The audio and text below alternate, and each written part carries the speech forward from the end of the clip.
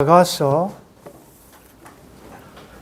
4장 15절, 제 성경은 963페이지입니다. 아가서 4장 15절 한 절 말씀 같이 읽겠습니다. 너는 동산의 샘이요 생수의 우물이요 레바논에서부터는 시내로구나. 아멘. 명절이 되면 어린 시절 생각납니다. 멀지 않은 곳에 또 큰아버지 댁에 온 가족들이 가서 하루 종일 즐겼던 그런 추억이 있습니다.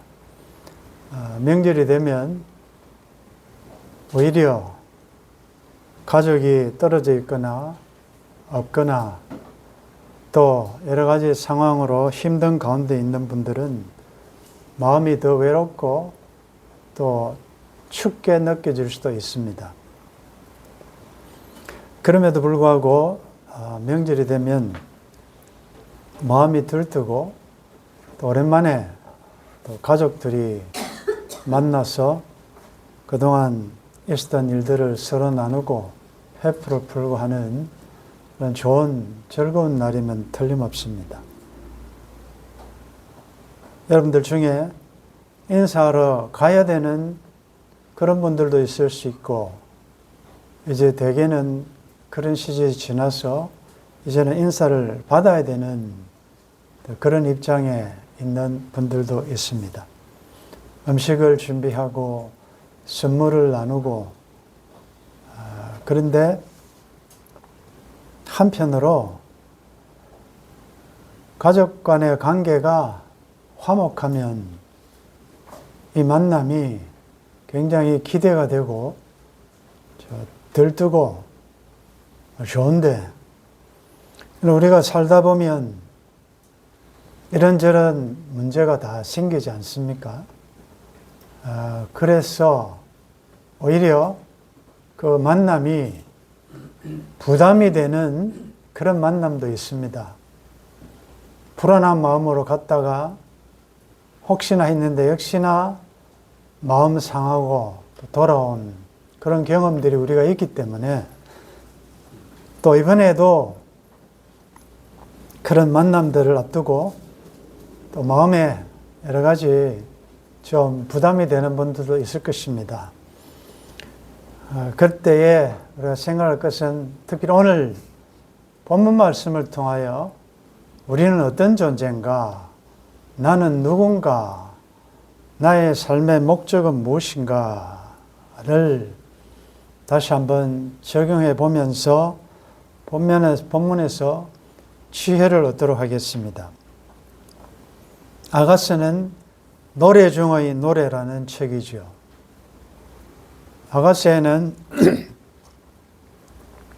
하나님이라는 말이 등장하지 않지만 우리가 아는 대로 솔몬 왕과 술람미 여인과의 그 사랑의 관계를 예수 그리스도와 교회, 신부된 교회 성도와의 관계로 영적으로 우리가 적용을 합니다.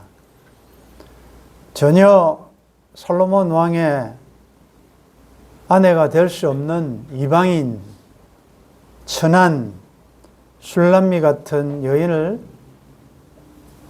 솔로몬이 사랑해서 함께 예루살렘으로 가는 그 여정, 이것은 만왕의 왕이신 예수 그리스도께서 아무 자격 없는 정말 미천한 우리를 아내로 삼으시는 놀라운 신기한 사랑의 과정과 좋게 비유가 될 수 있습니다. 오늘 이 본문 한 절, 너는 동산의 샘이요 생수의 우물이요 흐르는 시내로구나. 이 말은 솔로몬이 술람미 여인에 대한 찬사이기도 하고, 술람미가 신랑 대신 그 솔로몬에 대해서 찬양하고 고백하는 내용이기도 합니다.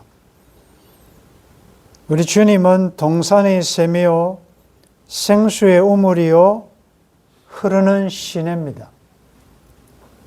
이 시내, 흐르는 시내, 이 강의 이미지는 계시록 강의에서 잠깐 언급했습니다마는 창세기에서부터 벌써 이 흐르는 강에 대한 언급이 나옵니다.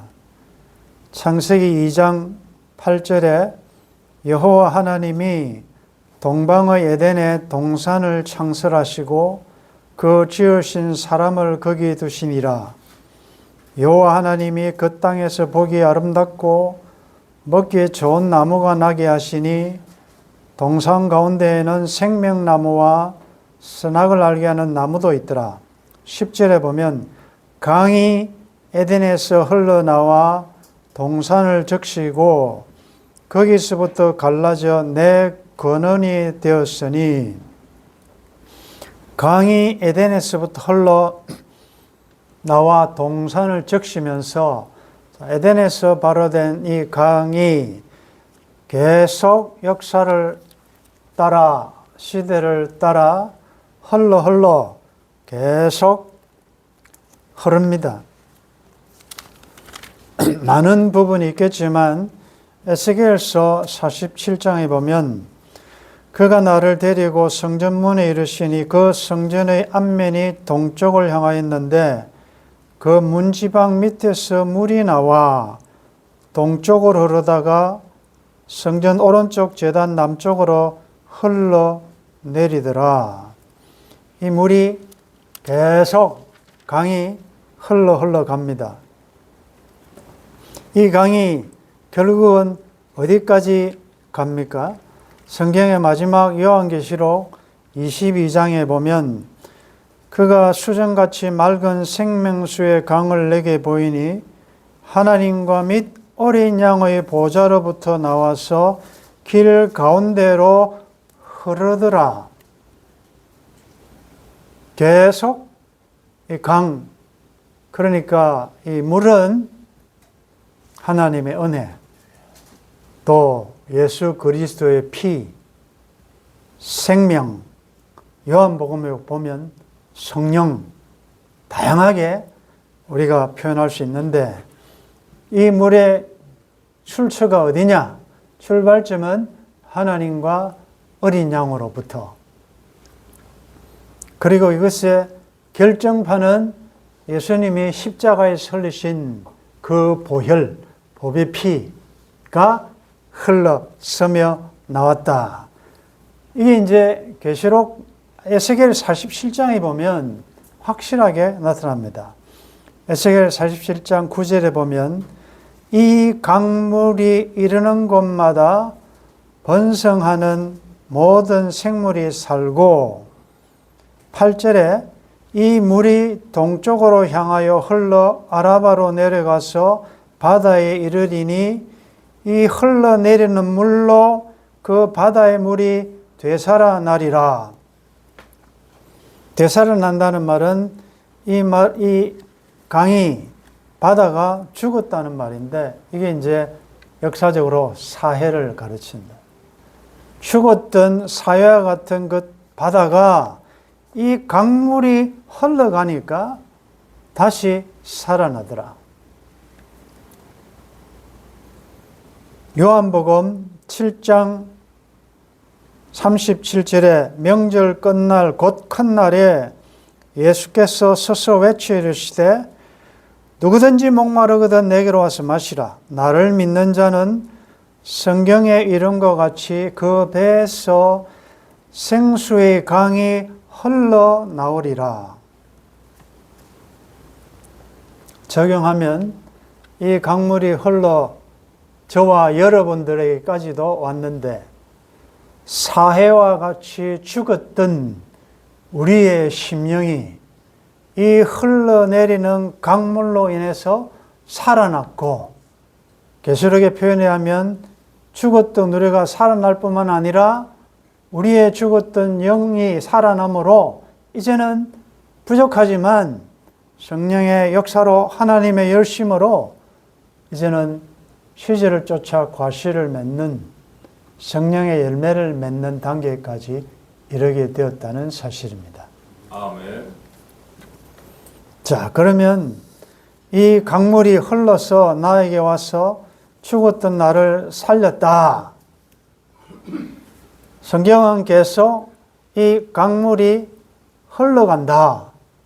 그리고 솔로몬이 술람미 여인에 대해서 너는 동산의 샘이요 생수의 우물이요 레바논에서부터 흐르는 시내로구나. 이분이 예수 그리스도 아닙니까? 예수님이 생수의 우물이요 동산의 샘이요 예수님의 피가 흘러내림으로 그 성령의 역사와 하나님의 생명이 나에게까지 도달하여 내가 살아났다 그 말이죠. 그러면 그 예수님이 동산의 샘이신 예수님, 생수의 우물이신 예수님, 흐르는 시내이신 예수님이 내 마음에 거한다면 우리도 이런 평가를 받을 수 있어야 되지 않겠습니까? 아멘. 너는 사랑하는 자야 나의 신부야 너는 동산의 샘이요 생수의 우물이구나. 우리가 무슨 생명수가 우리한테 있습니까? 그러나 예수님이 나와 함께 내 안에 내주하시니까. 그리고 이제 중요한 것은 주님의 생명이 하늘에서부터 여기까지 내려오셨고 가장 낮은 곳으로 가난한 곳 흑암에 처한 백성들을 살리기 위하여 이 보배 피가 흘러가셨단 말이에요. 그래서 그 은혜로 그 흐르는 피가 나에게까지 와서 내가 살아났다는 거죠. 자, 요한계시록 끝이 뭐로 끝납니까? 생명수의 강이 길 가운데로 흐르더라. 그러면 마지막을 살아가는 주님 다시 오실 때까지 이 생명수의 강이 거기서 스탑됐습니까? 아니지 않습니까? 이 강은 또 누군가를 향하여 어디를 향하여 흘러가야 된다는 것입니다. 아멘. 문제는 흘러갈 수 없는 상황과 환경과 대상이 있다는 사실입니다. 그게 현재 팩트예요. 나에게까지는 잘 흘러왔는데 문제는 내가 흘러갈 수 없는 상황과 대상이 있다는 것입니다. 나는 흘러가고 싶은데 그 사람이 지금까지 우리가 말씀대로 흘러가기를 원하는데 흘러가지 못하게 방해하는 내 눈의 가시와 같은 마음에 안 드는 너무나도 이해 안 되는 그 누군가가 가족일 수 있고 여러분들에게 상처 준 잊을 수 없는 그 누군가일 수도 있고 일단은 그 현실이니까 우리가 부정할 수 없는 현실이니까 그래서 우리가 명절이 되면 부담됩니다. 또 봐야 되니까 안 볼 수는 없고 그가 나한테 한 말이 있고 내가 그에게 한 말이 있는데 어떻게 얼굴과 얼굴로 편한 마음으로 보겠습니까? 우리는 솔로몬 왕의 사랑을 받은 기이한 은혜를 받은 술람미 같은 게다르의 장막과 같은 자랑할 것 하나도 없는 이런 우리가 어린 양의 아내, 신부, 또 새 예루살렘, 새하늘과 새 땅에 참여할 자가 되었기 때문에 그러면 이제 이걸 어떻게 적용할 것인가? 간단합니다. 여러분들 오늘 참 잘 오셨습니다. 모든 인생의 문제의 답은 성경에 다 있습니다. 말씀대로 하면 하나님께서 길을 열어주실 줄 믿습니다. 아멘.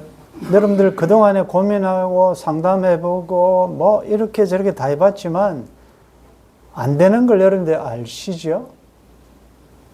내 힘으로 울어도 참아도 힘써도 온갖 애써도 안 됩니다. 어제 새벽에 주신 말씀처럼 우리의 싸움은, 우리의 주적은 혈과 육계에 속한 사람이 아니기 때문에, 우리가 싸우는 대상은 공중의 권세 잡은 악한 영들, 세상 주관자, 권세자들.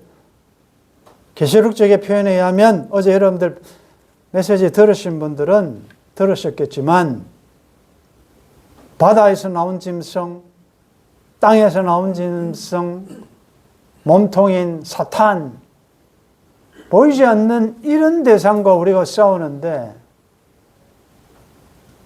그가 뒤에서 온갖 조정을 다 하는데 사람끼리 붙여놓고 자기는 싹 빠져버리니까 우리는 그건 안 보이니까, 우리가 지금까지 싸웠던 게 누구냐? 사람하고 싸웠다. 이건 참 헛수고다. 권투할 때 정확한 타겟을 정하지 않고 옆으로 하면 얼마나 이게 힘듭니까? 하나님과 우리 사이를 갈라지게 만들고 사람과 사람을 갈라지게 만드는 그 역할을 하는 자가 사탄이거든요. 적용하십시다. 흐르는 시내. 자, 물이 흘러가지 못하는 장애물이 있습니까? 바위나 산이나 그 무엇이 물의 흐름을 방해할 수 있습니까? 없죠. 이치상으로, 논리적으로. 그렇다면 여러분들의 흐름을 이 말씀대로 순종하려고, 흘러가려고, 이 복음이, 이 생명이, 이 은혜가, 성령의 역사가 나를 통과하여 또 사회와 같은 죽은 그 영혼을 살리러 가야 되는데, 못 가게 막는 그 무엇이 이때까지는 있었는데, 여러분들 생각해 봐요. 흐르는 시내를 막는 장애물은 없다는 거 아닙니까? 그럼 문제가 무엇입니까? 문제는 그 사람이 아니고, 그 사건이 아니고, 그 형편이 아니고, 문제는 여러분들이 물이 안 돼서 그렇다는 거죠. 여러분들 그거 아시죠? 사람의 몸의 60~70%가 물로 되어 있다는 거. 그래서 사람들이 나보고, 여러분들이 하는 말, 나를 무시하면 여러분들 뭐라고 그래요? 나를 물로 보느냐? 정답! 정답이라고 하셔야 돼요. 여러분들 물이에요. 문제는 물이 아니라고 자꾸 주장하고 고집하려고 보니까 그 사람이 물이 아니고 그 사람이 고체로 딱딱한 채로 있으니까 나도 물이 아니라는 것을 증명하기 위하여 더 딱딱한 길이 붙으니까 흘러갑니까? 그럴 수가 없죠. 이전에 소개한 글, 이현주 씨의 얼음도 물은 물이지만 그걸로는 손도 못 씻고 발도 못 닦고 무엇보다도 얼음은 흐르지를 못한다. 그러니 얼음은 영원히 외로운 실향민인 것이다. 사람도 이와 같으니 아무쪼록 얼어붙지 말 일이다. 따스하게 부드럽게 녹아 흐를 일이다.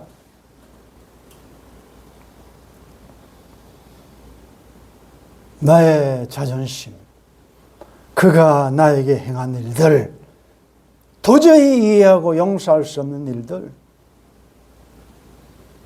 그거 중요하지 않습니다. 우리는 하나님의 사람이고 이 땅에 살지만 하늘의 시민이니까, 비록 이중국적자지만 우리는 하늘의 통치를 따르는 사람이니까 하나님의 법대로 살아야 될 줄 믿습니다. 아멘. 내 생각으로 믿지 말고, 내 기분으로 믿지 말고 하나님의 뜻대로 하시라. 아멘. 너 것이라.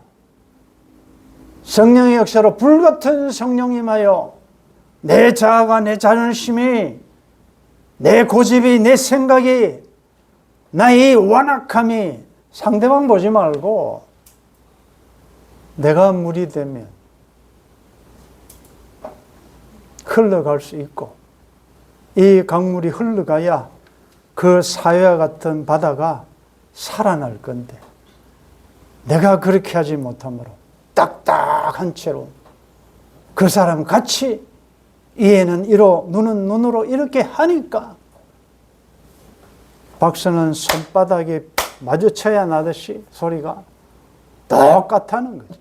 그 사람은 모르니까 그렇다 치지만 우리는 아는 사람 아닙니까? 여러분, 하나님의 사람 아닙니까? 십자가의 도리 원리를 아는 사람 아닙니까? 예수님이 십자가로 승리하신 걸 알지 않습니까? 예수님이 사망의 세력을 잡은 마귀를 어떻게 이기셨느냐? 사망의 세력을 잡은 자 마귀를 사망당하심으로 이겼지 않습니까? 죽는 것이 이기는 것인데 우리는 힘으로, 세상적인 논리로 이기려고 하니까 안 되는 것입니다. 이것은 우리 가족뿐만 아니라 모든 직장 생활이나 대인관계에서도 마찬가지야. 그래서 주님 말씀하십니다. 산돌교회 성도들도 여러분들 보시면서, 야, 나의 사랑, 너는 오해버서 아무 흠이 없구나. 너의 이 내 눈을 한번 보는 것과 내 목에 구슬한 깨미로 내 마음을 빼앗았구나. 너는 동산의 샘이요 생수의 우물이요 흐르는 시내로구나. 아멘. 글을 하나 소개하고 마치겠습니다. 노희석 씨의 생각을 읽으면 사람이 보인다. 나무 막대기처럼 딱딱한 것은 부러지기 쉽고 바위처럼 굽고 단단한 것은 깨지기 쉽다. 오히려 물처럼 부드러운 것은 쇠망치로도 깨뜨릴 수 없다. 부드러운 것은 소리 없이 스며든다. 물의 흐름을 막아버리면 물은 빙글빙글 제자리에서 돌다가 물길 트인 곳으로 흘러간다. 사람들이 제 아무리 용벽을 치고 막아놓아도 물은 보이지 않는 틈 사이로 스며든다. 세상에 스며드는 것을 이길 사람은 아무도 없다. 스며든다는 것은 아무도 모르게 젖어들기 때문이다. 부드러운 것이 언제나 강하다. 부드러운 것을 이기려 이를 갈고 망치를 준비하는 것은 무모한 일이다. 옥이나 배짱으로 부드러움을 이길 수는 없다. 막무가내로 막아쓰다가는 어느 순간 부드러움 앞에 무릎 꿇고 만다. 부드러운 것은 따뜻하여 무엇이든 포용할 수 있다. 우리의 생각도 물처럼 부드러워야 한다. 생각에 부드러움이 스며들면 얼굴이 너그러워진다. 감추어도 절로 피어나는 넉넉한 미소가 핀다. 고향의 저녁 연기처럼 아늑한 어머니 얼굴이 된다. 에스겔 47장 2절에 그가 나를 데리고 북문으로 나가서 바깥길로 꺾여 동쪽을 향한 바깥문에 이르시기로 본즉 물이 그 오른쪽에서 스며 나오더라. 우리 예수님께서 십자가에서 흘리신 피가 확확 나온 게 아니라 뚝뚝뚝뚝 스며 나왔어. 이것이 흐르는 생명의 강이 되어서 우리가 살았지 않습니까? 부디 이번 한 주간 스며 들어가셔서 흐르는 시내로서 사람들에게 영향을 주고 소성시키고 살리는 성령의 역사를 나누는 복된 한 주간 되기를 주의 이름으로 축원합니다. 아멘. 동산의 샘이요 생수의 우물이요 레바논에서부터 흐르는 시내이신 우리 주님 때문에 우리가 살아났습니다. 그리스도의 편지요 하늘나라를 보여주는 이정표인 우리들, 이제 이 흘러 내려온 생명의 물로 인하여 사회와 같은 내가 살아났는데, 이제 나도 누구를 살리러 사회와 같은 곳으로 흘러가야 되는데, 주님, 제가 너무 강하여 흘러가지 못하고 상대 탓만 잃어버린 시간들이 많았습니다. 이번에 다시 한번 주어진 기회, 그동안 흘려가지 않았던 그 어떤 장애물도 성령의 도우심으로 부드럽게 스며 흘러 들어가 선한 영향력을 끼치며 하나님의 생명을 나누는 복된 주의 백성들 될 수 있도록 도와주옵소서. 아멘. 주 예수님의 이름으로 기도드리옵나이다. 아멘.